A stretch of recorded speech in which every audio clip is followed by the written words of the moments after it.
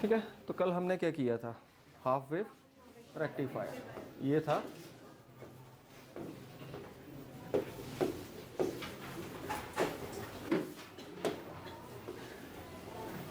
Half wave rectifier.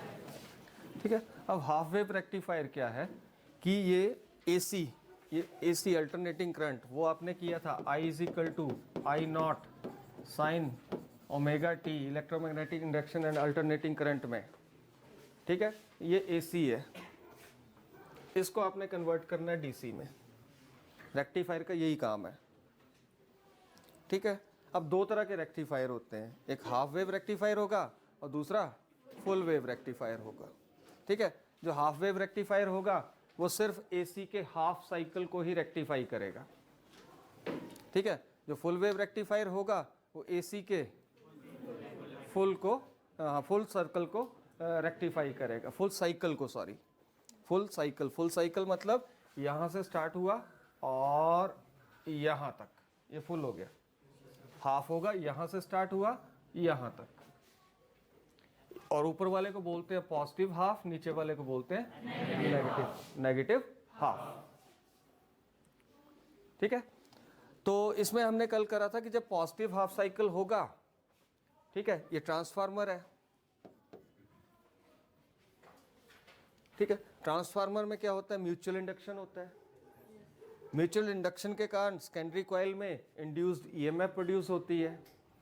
उस induced EMF की direction कुछ इस तरह से होगी कि पॉजिटिव हाफ साइकिल में अपर एंड कॉइल का पॉजिटिव हो गया और लोअर एंड नेगेटिव हो गया। अपर एंड पॉजिटिव पी के साथ, नेगेटिव एन के साथ, डायोड फॉरवर्ड बायस, यानी हमें आउटपुट मिलेगी। ठीक है, induced EMF for negative half cycle, अब क्या होगा कि अपर एंड सेकेंडरी कॉइल का नेगेटिव हो जाएगा, लोअर एंड पॉजिटिव हो जाएगा। ठीक है, पॉजिटिव एन के साथ, नेगेटिव पी के साथ, डायोड रिवर्स बायस, और रिवर्स बायस में डायोड कंडक्ट नहीं करता है, तो हमें कोई भी आउटपुट इस रीजन में नहीं मिलेगी। फिर अगले हाफ साइकिल के लिए फिर upper end positive, lower end negative. ठीक है, diode forward bias, we will get output. This is half wave rectifier. Important है, बहुत इंपॉर्टेंट है, आएगा। ठीक है, उसके बाद है PN junction diode as full wave rectifier. ठीक है, सेम ही है डायग्राम, कोई बड़ा डिफरेंस नहीं है।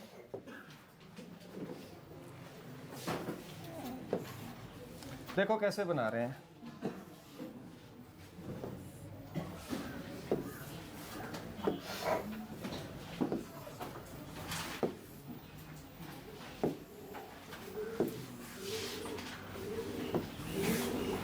अब इसमें क्या रहता है, दो डायोड होते हैं।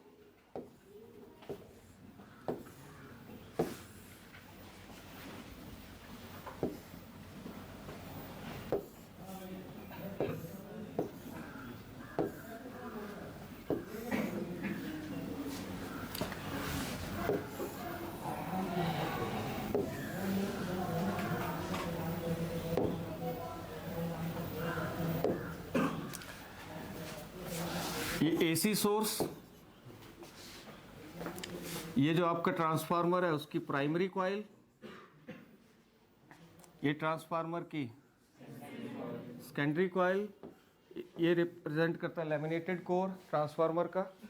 ठीक है, और ये आ गया डायोड D1 और ये आ गया डायोड D2। हमें आउटपुट मिलेगी कहीं यहाँ पे across the load resistance RL, यहाँ पे हमें आउटपुट मिलेगी। ठीक है, नहीं यहाँ नहीं मिलेगी,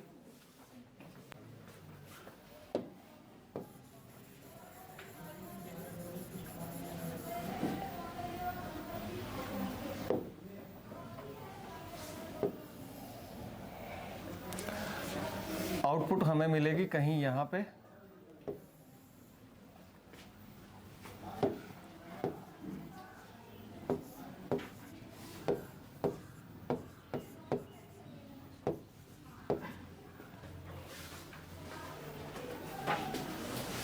इतनी सी डायग्राम है, कितनी सिंपल है। ठीक है, अब इसकी वर्किंग देखते हैं। वर्किंग क्या है, वही पॉजिटिव हाफ साइकिल और नेगेटिव। तो एसी ऐसी, ये जो मैं अप्लाई कर रहा हूं ये ऐसी है कुछ एसी, ठीक है। ये पहला पॉजिटिव हाफ साइकिल, ठीक है, अपर एंड कॉइल का पॉजिटिव, लोअर नेगेटिव। अब हमें दोनों डायोड्स को देखना है, ठीक है वंश, क्या दोनों डायोड को हम देखेंगे।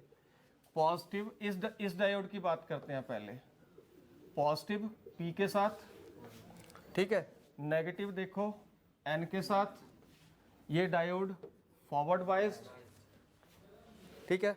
इस डायोड में नेगेटिव पी के साथ, पॉजिटिव एन के साथ, ये डायोड, ठीक है। तो ये फॉरवर्ड बायस है, ये कंडक्ट करेगा, और ये रिवर्स बायस है, ये कंडक्ट नहीं करेगा, ठीक है बेटे। ये कंडक्ट, जो फॉरवर्ड बायस होगा वो कंडक्ट करेगा, जो रिवर्स बायस होगा वो कंडक्ट नहीं करेगा, ठीक है। तो हमें आउटपुट मिलेगी, पर एक ही डायोड के कारण मिलेगी, ठीक है। ये मिल गई उसके कारण जो कंडक्ट कर रहा था, दूसरा तो काम ही नहीं कर रहा है, उससे कोई आउटपुट नहीं आएगी, ठीक है।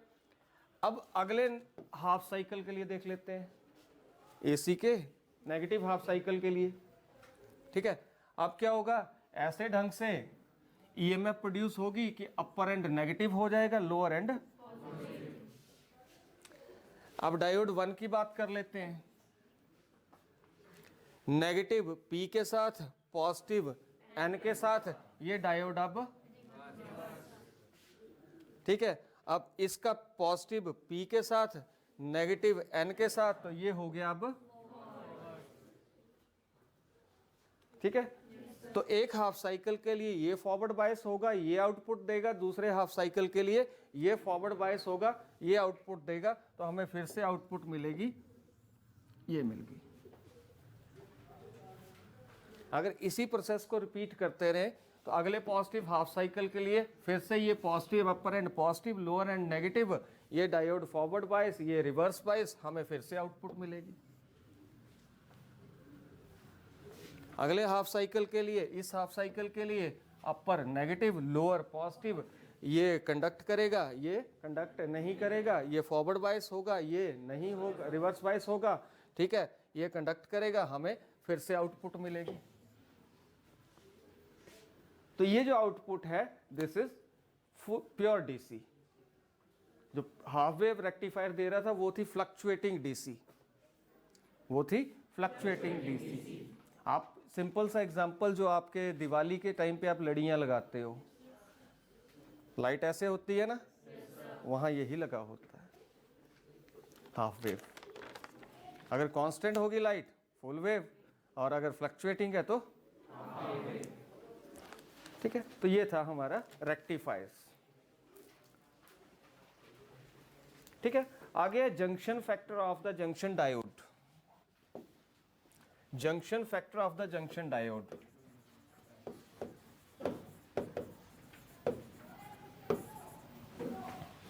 Junction factor of the junction diode, junction factor क्या है, ratio of root mean square value of AC, आपने निकाला है IRMS, ठीक है, जंक्शन फैक्टर, और इसको हम लिखते हैं गामा से, ठीक है। Root mean square value of AC upon output DC voltage,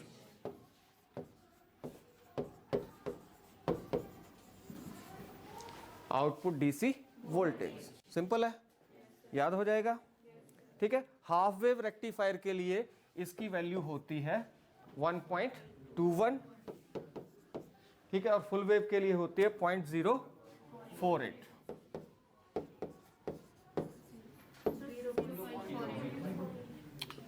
wait, mistake मुझसे हो सकती है,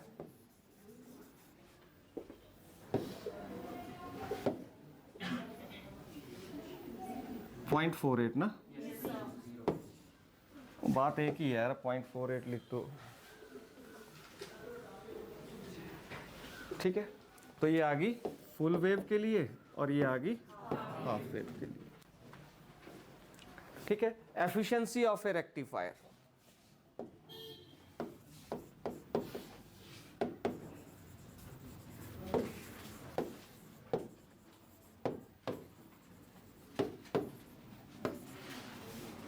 efficiency of a rectifier,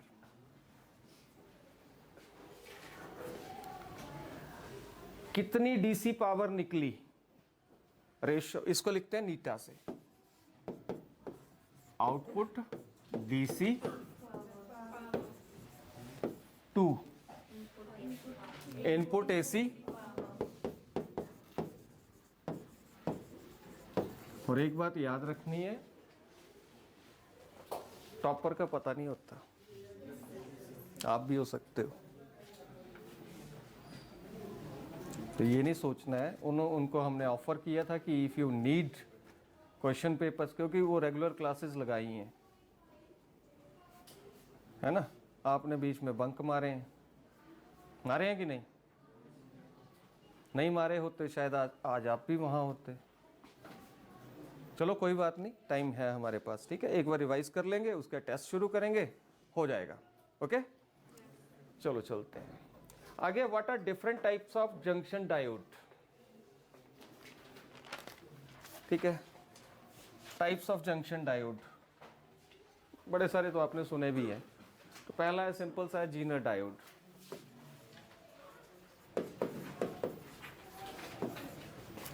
Zener diode कुछ इस तरह का होता है, सिंबल वैसा ही है, ये डायोड आ गया, इसका थोड़ा सा ऐसे कर दोगे तो ये जीनर डायोड बन गया, ठीक है। इसको हम स्टेबलाइजर में यूज करते हैं, एज स्टेबलाइजर, स्टेबलाइजर यूज करते हैं, ये हमें कांस्टेंट वोल्टेज देता है,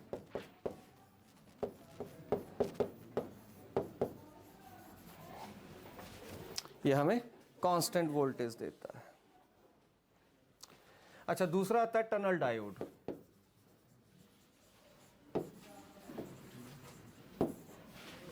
टनल डायोड, ठीक है। इसमें जो डिप्लीशन लेयर होती है ना, बड़ी पतली होती है, डिप्लीशन लेयर जो है ना बहुत पतली होती है, यानी बैरियर विड्थ जो होती है ना बहुत कम होती है, ठीक है। तो इसमें टनल डायोड में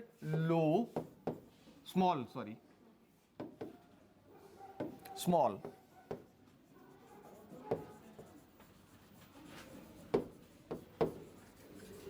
यानी डिप्लीशन लेयर जो होती है इज थिन, टनल मतलब घुस सकते हैं, नाम क्यों रखा टनल डायोड, इसके अंदर घुस सकते हैं इसलिए टनल बोला।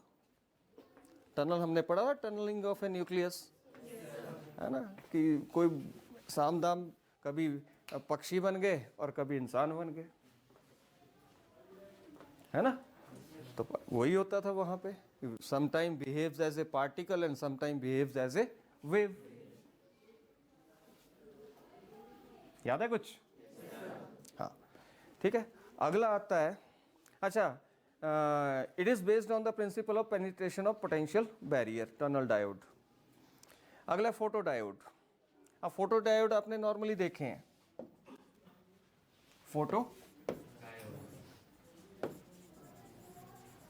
ये आपने कहाँ देखे हैं, जो आपके सोलर पैनल्स होते हैं, ठीक है, लाइट सेंसिटिव डायोड होता है, जैसे इस डायोड के ऊपर लाइट पड़ेगी ये करंट प्रोड्यूस करेगा, हमने पहले बात की हुई है शायद, है ना, जैसे लाइट फॉल करेगी तो ये क्या प्रोड्यूस करेगा, करंट प्रोड्यूस करेगा, ठीक है। ये डायोड जो होते हैं डिटेक्टर की तरह यूज होते हैं रेडिएशंस को डिटेक्ट करने के लिए, ठीक है। ऑप्टिकली टाइम वेरिंग सिग्नल्स को इलेक्ट्रिकल सिग्नल्स में कन्वर्ट करने के काम भी आते हैं फोटो डायोड। और सबसे कॉमन डायोड तो आप देख रहे हो अभी, ये लाइट एमिटिंग डायोड, जिसको बोलते हैं हम LED।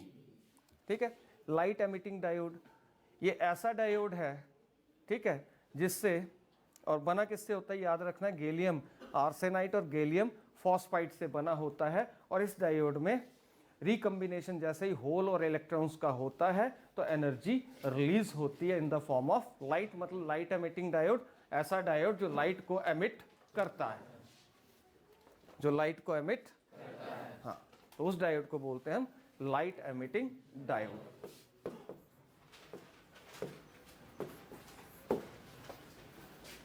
क्लियर है? इनको हम ऑप्टिकल कम्युनिकेशन सिस्टम में, आप देखते हो बड़ी बड़ी स्क्रीन्स लगी होती हैं, एलईडी की बनी होती हैं, एलईडी स्क्रीन्स बोलते हैं जिसको, ठीक है। These are used in remote control, के आगे एक छोटा सा लगा होता है डायोड, है ना। These are used in watches and calculators में भी लगे होते हैं, टीवी में भी लगा हुआ है, ठीक है। ये स्क्रीन भी एलईडी स्क्रीन है, ये स्क्रीन भी एलईडी स्क्रीन है, ठीक है। आपके घर में एलईडी टीवी लगे हुए हैं, ठीक है, तो वो सारे किसके बने हैं, लाइट एमिटिंग डायोड के बने हैं। कि जैसे ही इस डायोड के अंदर कॉम्बिनेशन होता है इलेक्ट्रॉन्स और होल्स का, तो एनर्जी रिलीज होती है in the form of light. Okay, ये हो गया। अगला बड़ा मजेदार टॉपिक है ट्रांजिस्टर्स। मजेदार भी है और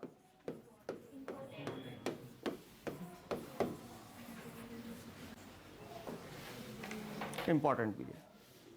तो कितने वी लगे हैं समझ लो आप। अब ट्रांजिस्टर्स जो है हमारे पास दो तरह के होते हैं,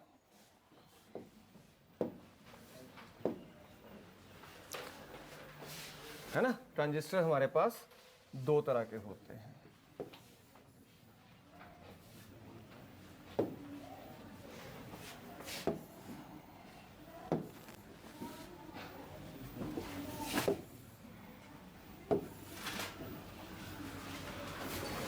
ठीक है, तो पहला ट्रांजिस्टर जो है वो होता है PNP ट्रांजिस्टर, दूसरा होता है NPN। अब PNP ट्रांजिस्टर, आपको पता है P टाइप सेमीकंडक्टर के अंदर क्या होता है, मेजॉरिटी कैरियर होल्स, है ना। N टाइप के अंदर क्या होते हैं, इलेक्ट्रॉन्स। तो हम क्या करेंगे, एक ब्रेड का पीस P का, एक ब्रेड का पीस, दूसरा भी ब्रेड का पीस P का, और बटर लगाएंगे N का। बन गया सैंडविच। कि अगर हम N टाइप सेमीकंडक्टर को दो P टाइप सेमीकंडक्टर के अंदर सैंडविच करते हैं तो PNP ट्रांजिस्टर बनेगा। क्लियर है? ठीक है। अगर एक N टाइप सेमीकंडक्टर को दो P टाइप सेमीकंडक्टर के अंदर सैंडविच कर दें तो क्या बनेगा, PNP ट्रांजिस्टर बनेगा। ठीक है। अगर मैं दो N टाइप सेमीकंडक्टर के बीच में P टाइप सेमीकंडक्टर को सैंडविच कर दूं तो क्या बनेगा, NPN ट्रांजिस्टर बनेगा। तो आपको पता चल गया ट्रांजिस्टर जो होते हैं टू टाइप्स के होते हैं, वन इज PNP और सेकंड इज। क्लियर है? अब हम इनके सिंबल्स को समझेंगे। इनके यहाँ मैंने P लिख दिया तो समझ लो यहाँ पे सारे होल है, यहाँ पे सारे इलेक्ट्रॉन और यहाँ पे फिर से होल है, यहाँ पे इलेक्ट्रॉन है, यहाँ पे होल है, यहाँ पे फिर से इलेक्ट्रॉन है। बाकी आपकी नोटबुक्स में दिया हुआ है सारा। अब इनके सिंबल्स को समझना है हमने। सिंपल है, कोई टफ नहीं है।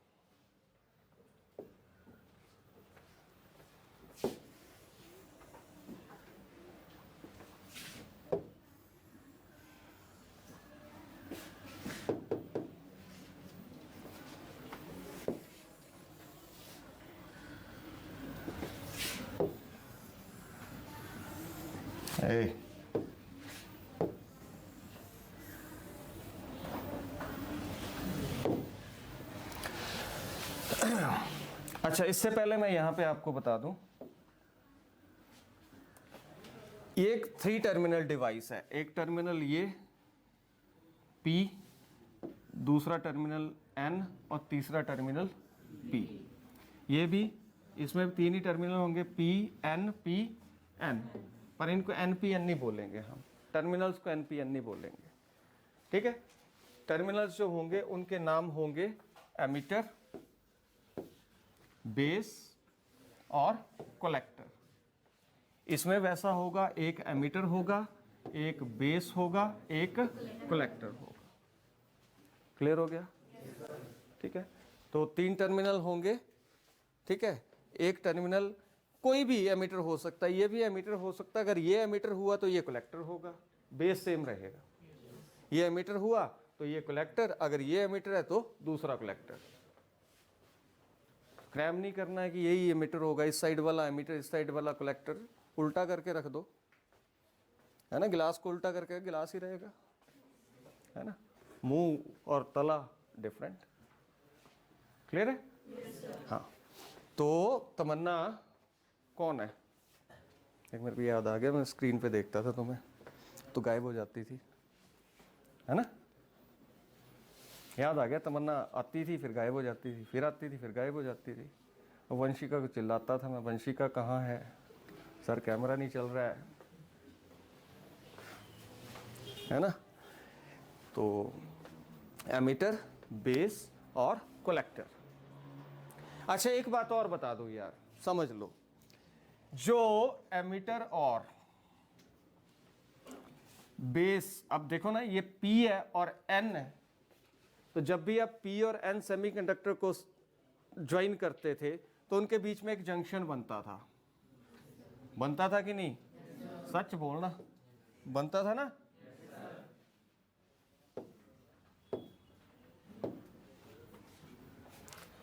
ये जंक्शन,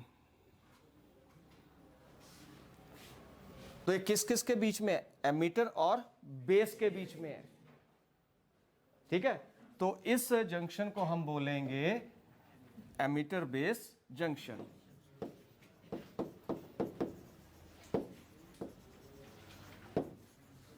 बाकी समझ जाओगे ना, ये जंक्शन।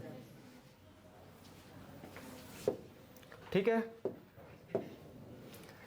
और जो कलेक्टर और बेस के बीच में जंक्शन बनेगा,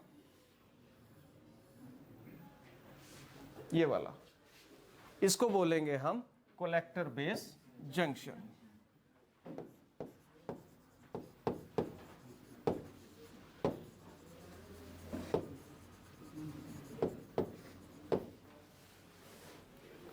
यानी कोई भी ट्रांजिस्टर होगा उसमें 2 जंक्शन होंगे। ठीक है, one is emitter base junction, other is collector base junction. Simple, याद हो गया। ट्रांजिस्टर 3 टर्मिनल डिवाइस, ठीक है, जिसमें एक टाइप का सेमीकंडक्टर के अंदर दूसरे टाइप के सेमीकंडक्टर को सैंडविच किया होता है, यही बोलेंगे, है ना। तो वैसा ही इसमें है कि इसका ये जो जंक्शन है, एमीटर बेस जंक्शन,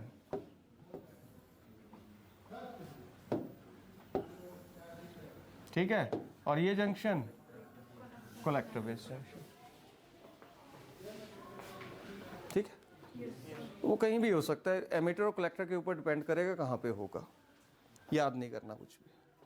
देखो एमीटर कौन सा है, बेस कौन सा है, ये आपके यहाँ पे हमारे 12th में एक्सपेरिमेंट था। एक्सपेरिमेंट क्या एक्टिविटी थी कि आपने टांग पहचाननी है ट्रांजिस्टर की, कि कौन सा एमीटर है, कौन सा बेस है, कौन सा कलेक्टर है। भगवान की दया से आप बच गए। ठीक है, अब इनके हम आते हैं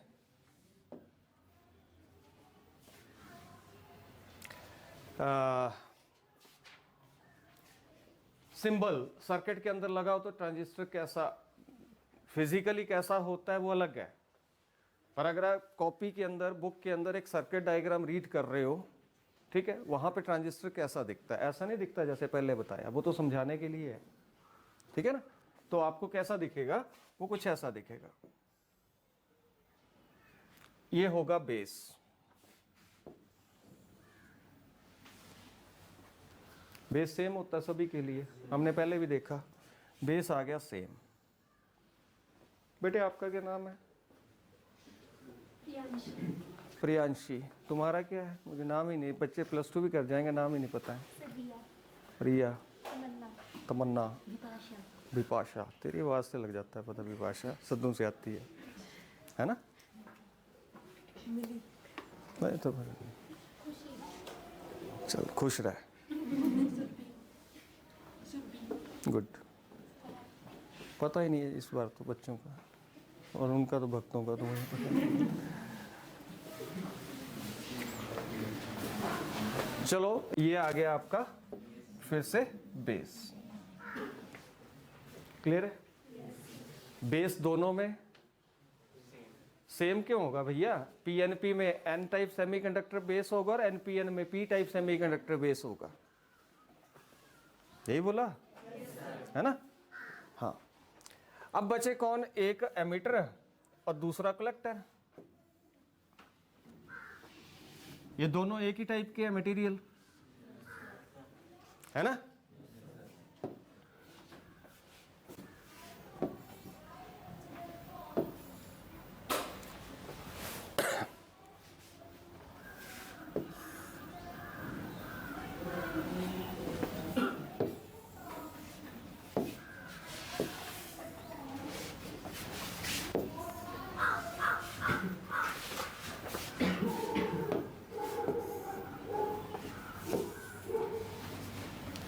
अब इससे मुझे बिल्कुल नहीं पता चलता कि एमीटर कौन सा है, बेस तो पता है, ठीक है, कलेक्टर कौन सा है नहीं लगेगा पता। अच्छा, दूसरा ये भी नहीं पता चलता है इनमें से शक्लें दोनों की एक जैसी हैं, है ना? तो इनमें से पीएनपी कौन है, तमन्ना कौन है और बिपाशा कौन है? शक्लें एक जैसी हैं। पीएनपी कौन है और एनपीएन कौन है? ये चीज आपने अंडरस्टैंड करनी है कि पहले तो कि किसी भी ट्रांजिस्टर के अंदर एमीटर कलेक्टर का पता होना चाहिए, ठीक है? तो उसके लिए आपने एक कंसेप्ट याद रखना है, emitter based junction is always forward biased and collector based junction नहीं, मैं पहले ही बता दिया मैंने। कैसे आइडेंटिफाई करोगे? और इस चीज़ को बहुत याद रखना कि बहुत इजी भी है, एक बार समझ गए, नहीं समझे तो देखते जाना बार बार, ठीक है? कि अब ये देखो ना, मैंने टांगे एक जैसी हैं, राइट? टांग कौन सी है, लेफ्ट कौन सी है, कैसे पहचाने? एमीटर कौन सा है, कलेक्टर कौन सा है, कैसे पहचाने? ठीक है, बेस तो चलो मान लेते हैं ये है, यहां भी कैसे पहचाने? ठीक है, ट्रांजिस्टर पीएनपी है, ट्रांजिस्टर एनपीएन है, कैसे पहचाने? तो ये कंसेप्ट याद रखिए, आपने हमेशा याद रखना है, कोई भी ट्रांजिस्टर होगा, कोई भी ट्रांजिस्टर होगा, ठीक है, उसमें emitter based junction is always forward biased,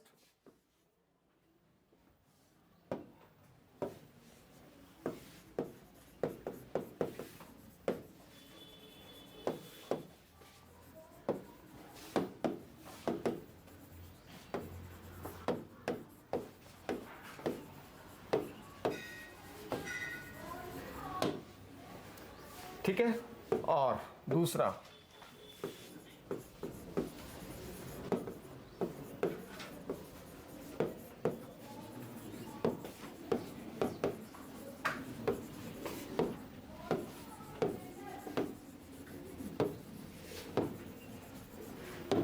हम आपको ये तो पता है ना, फॉरवर्ड बायस कोई जंक्शन डायोड कब होता है? जब P के साथ बैटरी का P, N के साथ बैटरी का N, है ना? और कोई भी डायोड जो है रिवर्स बायस कब होता है? जब उसके P के साथ बैटरी का N और N के साथ बैटरी का P। क्लियर है? तो ये कंसेप्ट से हम डिसाइड कर पाएंगे, ठीक है? अब फॉरवर्ड बायस को बताना हो, अब पीएनपी एनपीएन ये भी पहचान करनी है ना? तो देखते कैसे करते हैं। एक बात हमें पता चल गई, ये बेस है, अगर ये एमिटर है, ठीक है, और मैंने सिर्फ लगाना है एरो, मैंने लगा दिया ये एरो, इस एरो से पहचान होगी, ठीक है? अगर ये एमिटर है और ये बेस है और एरो बताएगा फॉरवर्ड बायस, एरो बताएगा फॉरवर्ड बायस। क्लियर है? ठीक है, अब यहाँ पे देखते हैं, क्योंकि अब मैं बताने जा रहा हूं एनपीएन और पीएनपी। हम मान लेते हैं कि ये एमिटर है और ये बेस और ये कलेक्टर है, ये मान लेते हैं, चलो ये भी मान ही लेते हैं, एमिटर बेस और ये कलेक्टर, एमिटर बेस और कलेक्टर। पर एनपीएन पीएनपी का कैसे पता चलेगा? अगर यहाँ पे P है, बीच में N है और इधर फिर P है, ठीक है, तो emitter base junction should be forward bias. ठीक है, P N, ठीक है, तो ये बैटरी के पॉजिटिव से और ये बैटरी के नेगेटिव से, ठीक है, तो करंट का फ्लो इधर से इधर, ठीक है, तो ये एरो बताएगा। तो यहाँ से हम ये भी फाइंड आउट कर लेंगे कि ये ट्रांजिस्टर कौन सा है, कि emitter base junction forward biased, तो ये कैसा होगा, P होगा और ये N होगा, तो तीसरा ऑटोमेटिकली क्लियर है? इसमें एरो उल्टा, emitter base junction is always forward biased, arrow बता रहा है फॉरवर्ड बायस्ड, ठीक है, तो बैटरी का तो मतलब ये बीच वाला क्या होना चाहिए, P, बीच वाला क्या होना चाहिए, P, ठीक है, तो अगर ये P है तो ये दोनों क्या होंगे, बन गया एनपीएन और दूसरा बन गया पीएनपी। क्लियर नहीं होगा तो वीडियो देख लीजिएगा फिर से, ठीक है। तो दो तरह के ट्रांजिस्टर होंगे, एनपीएन ट्रांजिस्टर, पीएनपी ट्रांजिस्टर, ठीक है, और इसमें मैंने बताया मिडिल पार्ट बेस बोलते हैं और बाकी के पार्ट दोनों जो है उनको एमीटर और कलेक्टर बोलते हैं। एमीटर बेस जंक्शन हमेशा फॉरवर्ड बायस होता है, कलेक्टर बेस जंक्शन हमेशा रिवर्स बायस होता है, ठीक है। Junction between emitter and base is called emitter base junction, junction between collector and base is called collector base junction. अब action and working of PNP and NPN transistors.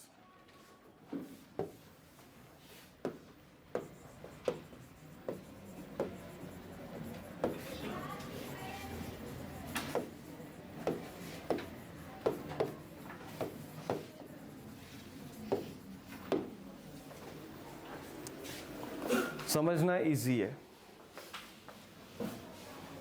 Nothing is tough.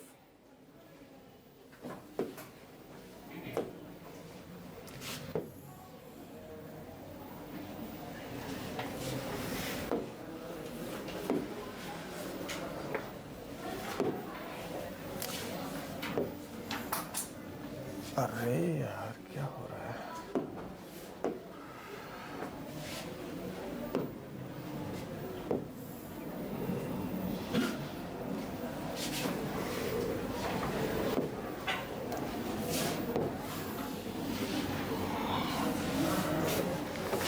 ठीक है, मुझे नहीं पता PNP NPN लिखा ही कुछ नहीं है, या तो हम मुझे होल और इलेक्ट्रॉन दिखाई देते मैं बता देता कौन सा है ना।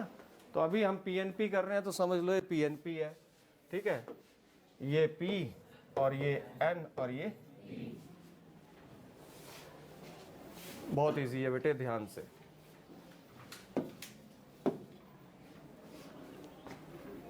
डायग्राम कैसे बनानी है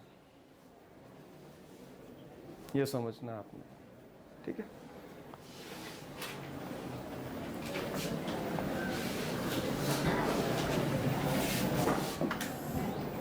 वायर, टर्मिनल इसका वायर जोड़ दी, ये वायर इधर आई, ठीक है,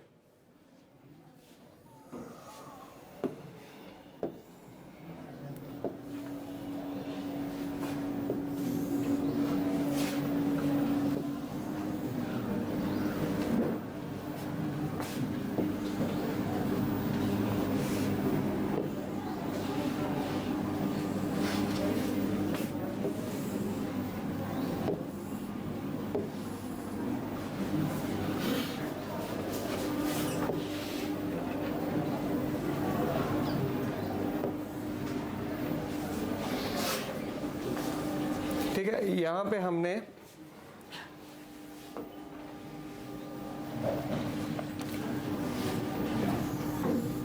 एमीटर लगाने हैं, एमीटर यूज करेंगे। ठीक है, यहां पे आप समझ लो होल है, यहां पे इलेक्ट्रॉन है, यहां पे होल है। क्लियर है? ठीक है, अब ये पीएनपी है और इसको मैंने बोला ये एमीटर है, ये तो पता ही है, बेस है और ये कलेक्टर है, ये भी मान लेते हैं। ठीक है, तो एमीटर और बेस का जंक्शन जो है ये कैसा होना चाहिए? Yes, it is forward biased, forward बाइस होना चाहिए। तो इसको फॉरवर्ड बाइस कैसे बनाएंगे?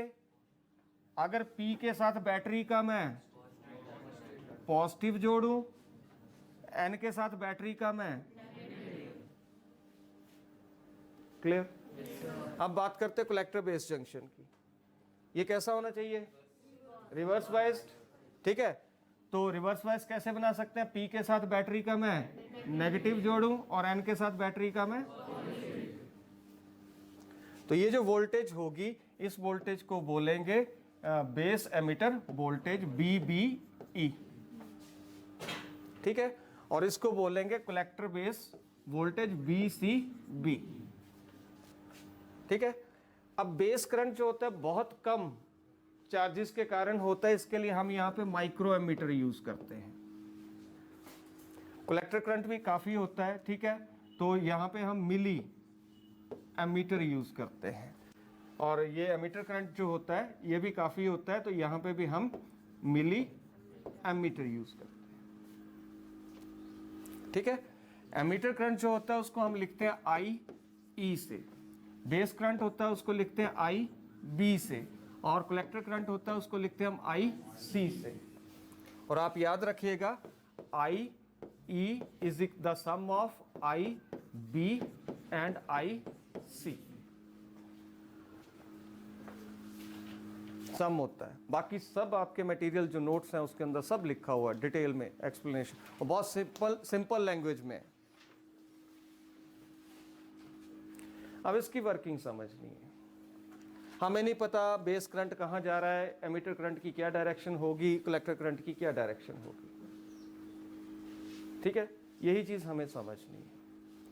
अब देखो, यहां से निकलेंगे पॉजिटिव चार्जेस, मतलब होल्स, वो जाएंगे इधर, और आपको पता है करंट की डायरेक्शन पॉजिटिव चार्जेस के डायरेक्शन से ऑपोजिट होती है, यही होता है, यानी इलेक्ट्रॉन्स की डायरेक्शन के सेम होती है, पॉजिटिव चार्जेस की डायरेक्शन से ऑपोजिट होती है। इसका मतलब होल इधर को जा रहे हैं तो एमीटर करंट जो होगा उसकी डायरेक्शन ये होगी।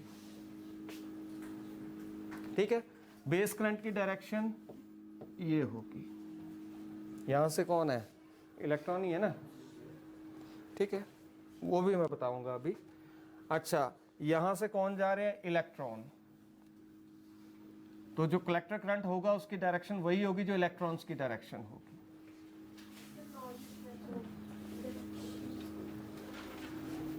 ठीक,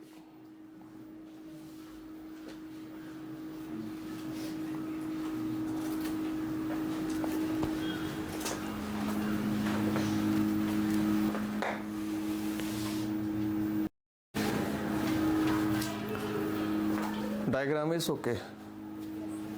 ठीक है, पर सब यूज भी करो ना इसको, भगवान ने दिए किस लिए? यूज करने के लिए। अब वर्किंग देखते हैं क्या है, बड़ी सिंपल है। मान लो यहां से 100 होल्स गए, इस बैटरी से 100 पॉजिटिव चार्जेस आए, एंटर हुए पी रीजन में। ठीक है, 100 कितने? उनमें से 95% जो हैं वो कंबाइन हो जाएंगे इलेक्ट्रॉन्स, 5% सॉरी, 5% जो है वो कंबाइन हो जाएंगे। ठीक है, किसके साथ?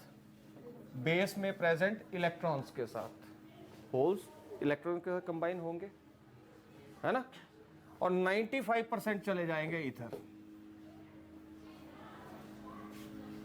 ठीक है, तो 5% के कारण बेस करंट होगा। ठीक है, 95% के कारण कलेक्टर करंट होगा और एमिटर करंट होगा ड्यू टू 100% के कारण। ये एक्शन और वर्किंग है।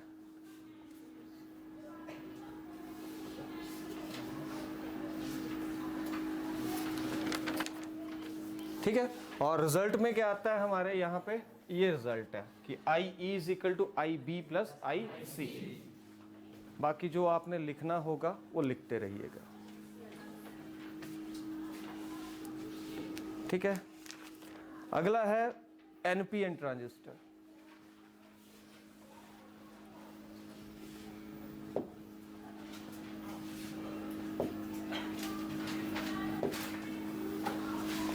ठीक है, इसी को मैं करता हूं इरेज।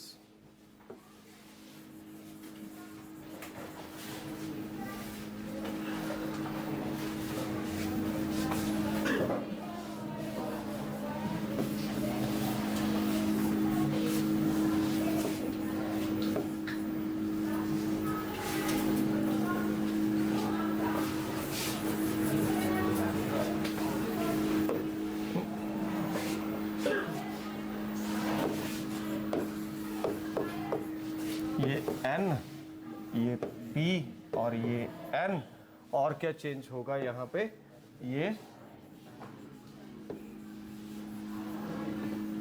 नाम सेम ही रहेंगे।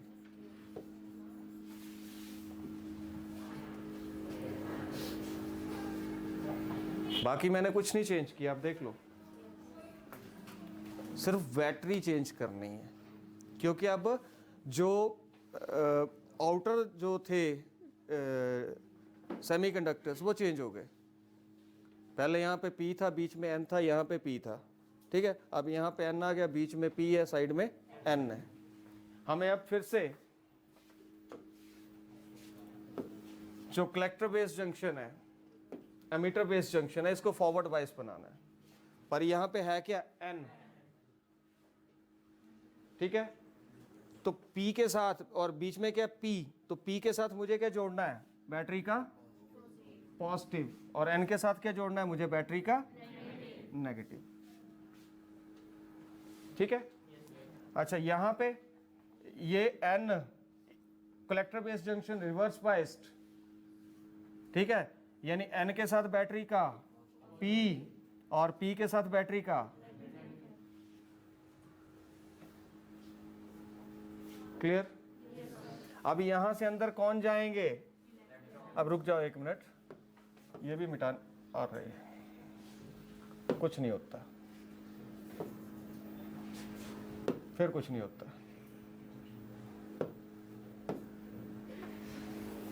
कोई नहीं हंसो।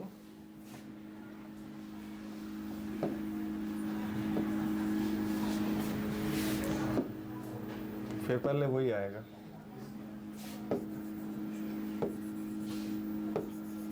कोई बात नहीं, मैंने कौन सा पावर लगानी है, है?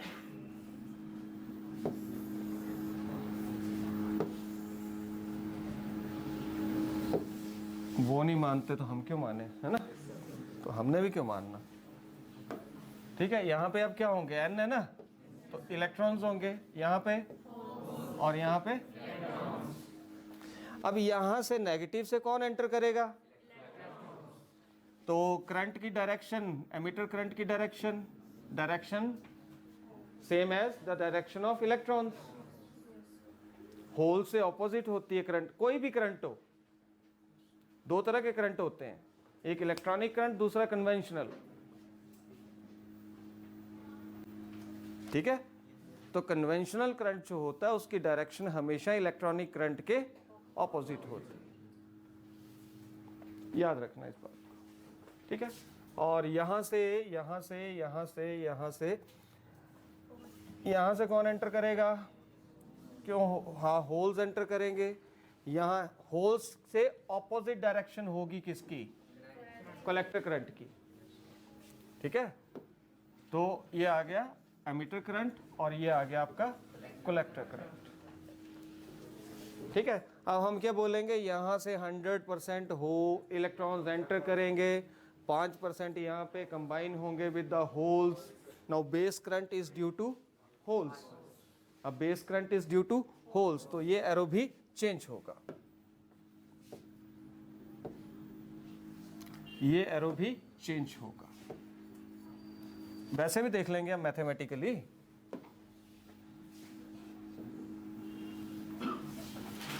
तो यहां से 100% इलेक्ट्रॉन्स एंटर हुए, which will out of which 5% will combine with holes in the base and rest 90% goes to shifted, get shifted to collector, collector में चले जाएंगे। ठीक है, तो 100% करंट कौन सा, एमिटर करंट, 5% करंट कौन सा, बेस करंट, और 95% करंट कौन सा, कलेक्टर करंट। ठीक है, तो इसमें वही रिजल्ट आता है कि एमिटर करंट, अब देख लीजिए एमिटर करंट इधर को जा रहा है,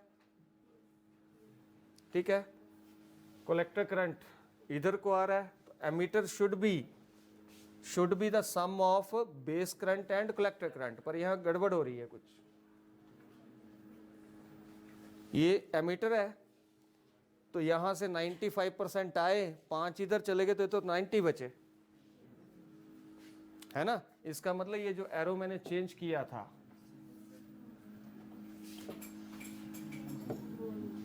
वैसे ही रहेगा।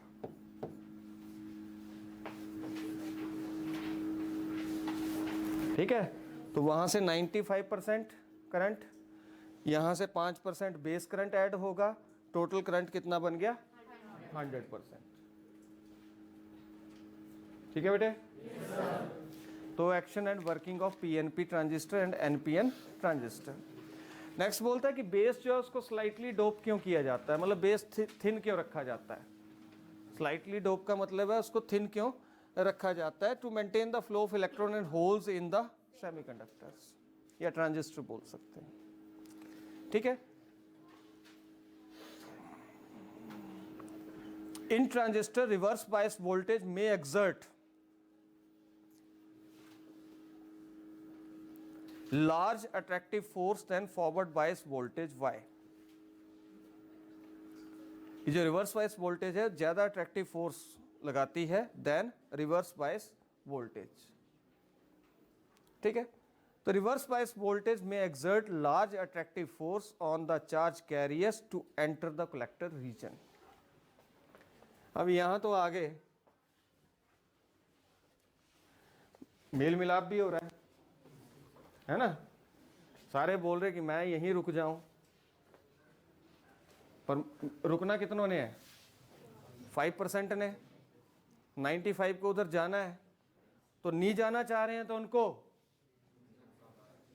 धक्का नहीं मार रहे हैं, लार्ज अट्रैक्टिव फोर्स के कारण उनको बेस से शिफ्ट कर रहे हैं, कहां, कलेक्टर में। ये धक्का मारने वाले धक्का तुम्हें भी लगने वाला इस बार। ठीक है ना, क्वेश्चन को समझो कि रिवर्स बायस वोल्टेज ज्यादा होती है in comparison to forward bias voltage Y। तो 95% जो है, जब 5% जो है 90, यहां पे 5% ही कंबाइन हो सकते हैं। ठीक है, तो 95 जो नहीं आना चाह रहे हैं उनको लाने के लिए रिवर्स बायस वोल्टेज जो होगी वो ज्यादा अट्रैक्टिव फोर्स लगाती है। ठीक है, आगे आगे different configurations of transistor to connect in A circuit. तो दो कॉम्बिनेशंस जो हम मेन पढ़ेंगे, कॉमन एमिटर कॉम्बिनेशन, ठीक है, कॉन्फ़िगरेशन, और दूसरा है, ठीक है, common base configuration, common collector नहीं। ठीक है, अब ये हैं क्या कॉन्फ़िगरेशंस, इसको समझिए कि सर्किट के अंदर हम कैसे किसी ट्रांजिस्टर को कैसे कैसे हम कनेक्ट कर सकते हैं, किन डिफरेंट वे से हम किसी सर्किट के अंदर किसी ट्रांजिस्टर को कनेक्ट कर सकते हैं। तो एक ये है कि जो इनपुट है, जो आपका पहले बोला ना, कौन सा बोला, कॉमन एमिटर,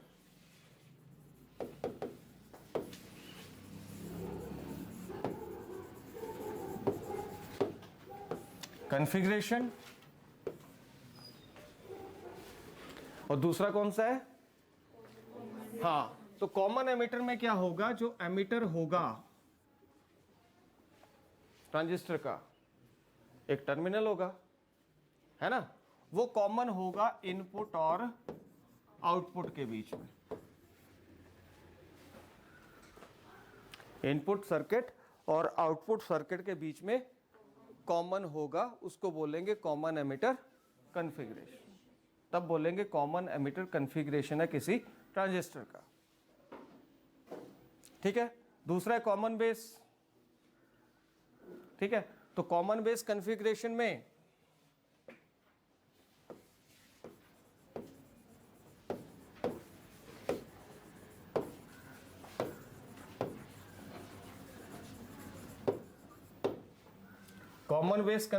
में जो बेस होगा ट्रांजिस्टर का, ये कॉमन होगा between input circuit, input and output circuit के बीच में। ये तो बेसिक चीज है। इनपुट सर्किट कैसा होता है, आउटपुट सर्किट कैसा होता है, उसमें क्या क्या लगा होता है, उसको देखेंगे हम कल। ठीक है, कल मीन्स ऑन मंडे।